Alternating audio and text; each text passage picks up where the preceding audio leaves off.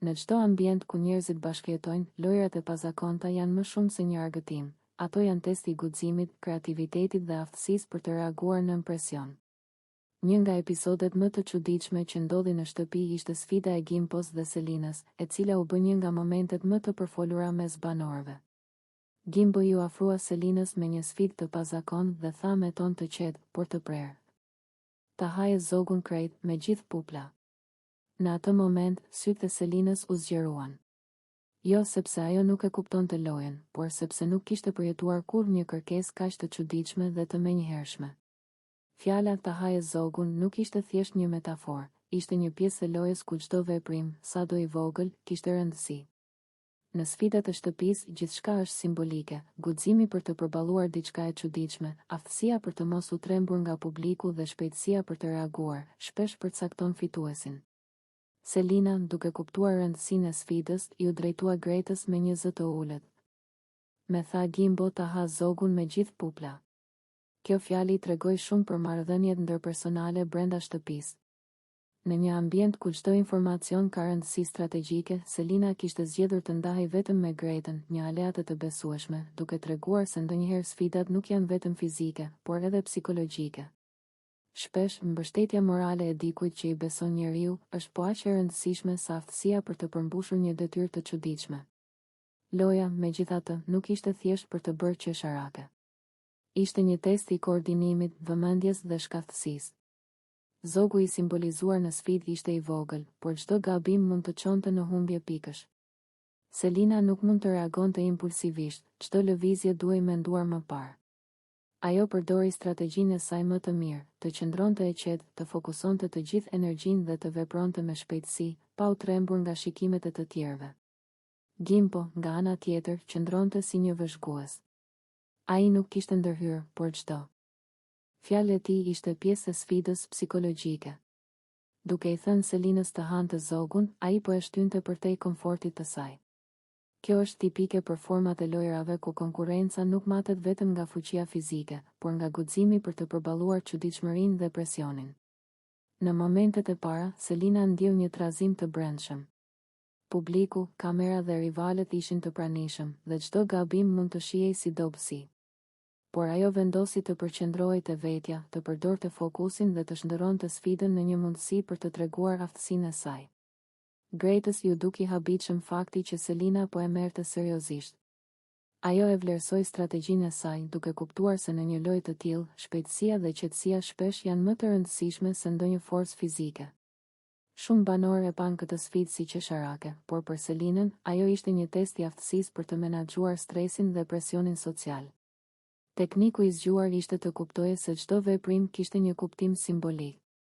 Zogu nuk ish. Në çdo lojë, qoftë në jetë, qoftë në një reality show, nuk mjafton vetëm guximi. Aftësia për të përqendruar mendjen, shkathësia dhe vendosmëria shpesh bëjnë diferencën mes atij që fiton dhe atij që humb. Alba, në sfidën më të fundit, tregoi një kombinim të rrallë të këtyre tipareve.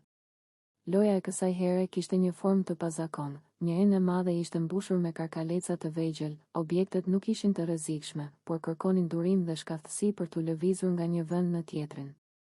Sfida nuk ishte thjesht fizike, ajo kërkonte përqendrim, kontroll të qetë mbi veprimet dhe një taktizim të kujdesshëm. Çdo gabim mund të ndalonte përparimin dhe çdo sekondë e humbur llogaritej si humbje. Alba ju afrua enës me një qetësi të dukshme. Shumë pjesëmarrës e nënvlerësuan nga pamja, të tjerët po e nxitnin panikun, duke u përpjekur të nxirrnin karkalecat me duar të dridhura dhe pa fokus. Por Alba e dinte sekretin, suksesi nuk ishte forcë, por teknikë. Ajo përdori një mjet të pazakontë, vetëm gojen. Nuk ishte zgjedhje e rastësishme, ajo e kishte praktikuar brenda mendjes secilën lëvizje, secilin hark, secilën taktizë që do ta çonte karkalecin në enën tjetër. Qetësia e saj ishte e habitshme. Çdo karkalec që përplasej në anë të enës, ajo e kapte me kujdes dhe e vendoste në vendin e duhur. Shpejtësia e saj dukej e natyrshme, por kishte orë praktik mendore dhe taktike pas saj. Shikuesit mbetën të habitur. Ndërsa shumë konkurrent humbnin durimin dhe rrëshisnin në panik, Alba qëndronte e fokusuar, duke lëvizur çdo karkalec në mënyrë të qëllimshme dhe të shpejtë. Nuk kishte asgjë të mbetur rastësisht, Çdo veprim ishte pjesë e një strategjie të qartë. Ajo tregoi se durimi dhe qetësia shpesh mund të tejkalojnë fuqinë fizike ose panikun. Por sfida nuk përfundonte këtu. Për të fituar, Alba duhej të mbante ritmin e saj dhe të mos binte prej presionit psikologjik. Konkurrentët tentonin ta shqetësonin, duke krijuar zhurmë, duke e nxitur në gabime. Ajo mbajti kokën e ftohtë, duke përdorur gjithçka që kishte mësuar për kontrollin emocional. Çdo karkales që lëvizte në vendin e duhur ishte një triumf i vogël, dhe secili ia afronte më shumë te fitoria. Në këtë lojë, aftësia e përdorimit të gojës nuk ishte as pak triviale. Duhej koordinim i jashtëzakonshëm i syve, buzëve dhe frymëmarrjes, një disiplinë që mund të duket e thjeshtë, por që kërkonte qindra teste të brendshme para se të funksiononte. Shpejtësia nuk ishte vetëm në veprim, por edhe në mendim. Çdo lëvizje e Albës ishte e parapërgatitur në mendje, një kombinim intuitiv i refleksit dhe logjikës strategjike. Pasi kaloi disa runde dhe konkurrentët filluan të humbnin durimin, Alba u shkëlqye më shumë. Ajo nuk u ndikua nga gabimet e të tjerëve, nuk u friksua nga presioni publik. Përkundrazi, ajo i përdori ato si motivim për të shpejtuar ritmin dhe për të mbajtur fokusin. Çdo karkales që hynte në enën e duhur bëhej simbol i një fitoreje të vogël, dhe së bashku këto fitore të vogla u bën rruga drejt triumf. Në një ambient ku nervat janë gjithmonë të tendosura dhe ku çdo fjalë duket sikur kërkon të bëhet titull, mjafton një gjest i vogël për ta ndezur zjarrin. Atë ditë Alba u shfaq ndryshe nga herët e tjera. Mori një shkop në dorë, jo si armë të vërtetë, por si simbol sfide, dhe me një buzëqeshje të hidhur tha: "Është koha për aksion." Kujt t'i bie e para? Ta nis nga vajzat apo nga djemb? Më mirë nga djemb. Në atë fjali kishte ironi, revolt, lodhje nga hipokrizia e grumbulluar. Ajo nuk po kërkonte dhunë fizike, po kërkonte përballje. Shkopi ishte metafora e guximit për t'i thënë gjërat troç, pa frikë nga pasojat. E para në radhë ishte Labinoti. Mes tyre kishte mbetur një plagë e vjetër fjalësh të pathëna.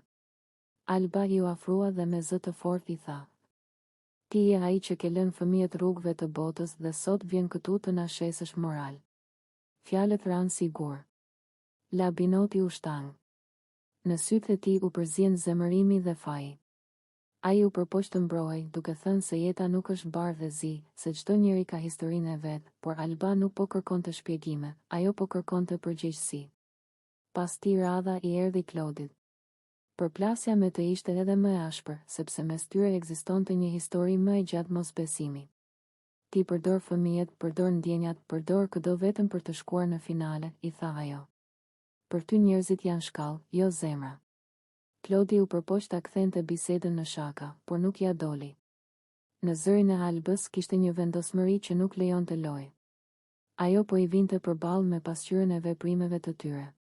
Shtëpia u nda në dy kampe. Disa e pan Albën si tepër agresive, si dikë që po kalonte kufi. Të tjerë e pan si të vetmen që guxonte të thoshte atë që shumë e mendonin në heshtje. Në të vërtetë, ajo po shprehte lodhjen nga një realitet ku ndjenjat shpesh kthehen në monedhë këmbimi. Fjalët për fëmijët ishin pika më e ndjeshme. Ato prekën diçka të shenjtë. Por Alba besonte se pikërisht pas kësaj shenjtërie fshieshin manipulimet më të mëdha. Kur dikush e përdor figurën e familjes për të fituar simpati, ai luan me emocionet më të pastra të publikut. Labinoti u përpoq t'i tregonte se askush nuk ka të drejtë të gjykojë prindërimin e tjetrit. Ai foli për sakrificat, për largësinë, për zgjedhjet e vështira të emigrimit.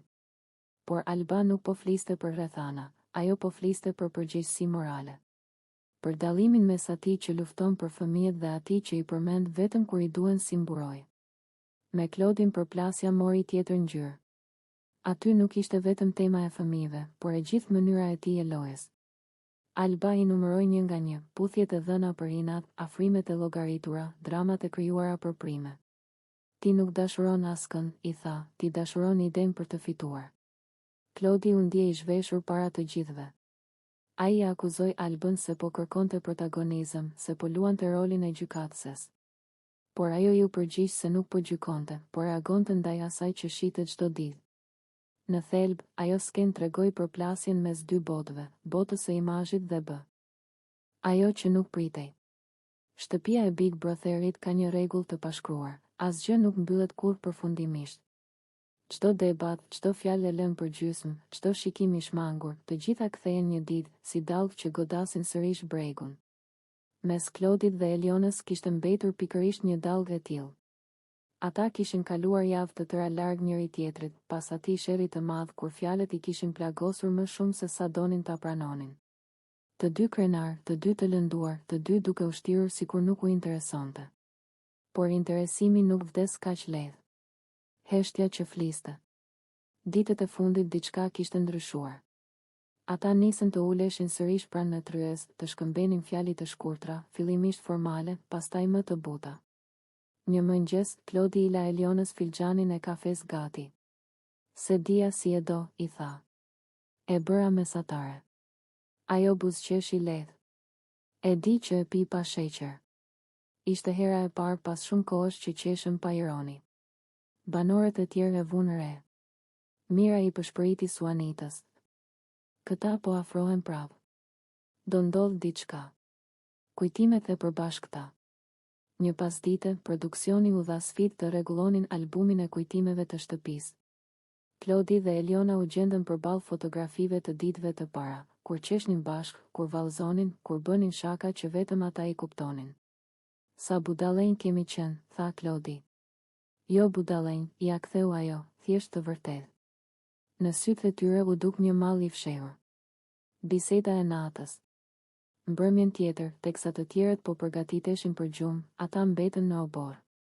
Dritat e buta, cigaret që digjeshin ngadalë, zhurma e largët e qytetit jashtë mureve. Klodi theu heshtjen. E di që të kam lënduar. Eliona nuk e pa drejt. Edhe unë ty. Po më mungon mënyra si flisnim dikur, vazhdoi ai. Ajo buzëqeshi me trishtim. Më mungon edhe mua. Fjalit ishin të thjeshta, por mes tyre kishte një det emocionesh. Xhelozit e padukshme. Në ditët që pasuan, afrimi i tyre u bë më i dukshëm. Kur Klodi fliste me vajza të tjera. Eliona bëhej e heshtur. Kur asaj i afrohej dikush, ai ndryshonte humor. Toni e ngacmoi Klodin. Mos je prap në telashe me zemrën? Ai nuk u përgjigj. Momenti para stuhis. Ishte mbrëmje me muzikë. Banorët po kërcenin në sallon. Klodi i ftoi Elionën në një vallëzim të ngadalë. Ajo hezitoi një sekond, pastaj pranoi. Duart e tyre u vendosën si dikur, trupat u afruan pas forcim. Përreth kishte zhurmë, por ata dëgjonin vetëm frymëmarrjen e njëri tjetrit. Ke ndryshuar, i tha ai. Edhe ti, u përgjigj ajo. Ajo që nuk pritej. Kur muzika mbaroi, nuk u larguan. Qëndruan ballë për ballë, shumë afër. Klodi i preku lehtë dorën. Kam frikë me ta thënë çfarë po mendoj. Mos e thuaj, përshpëriti Eliona. Bëje.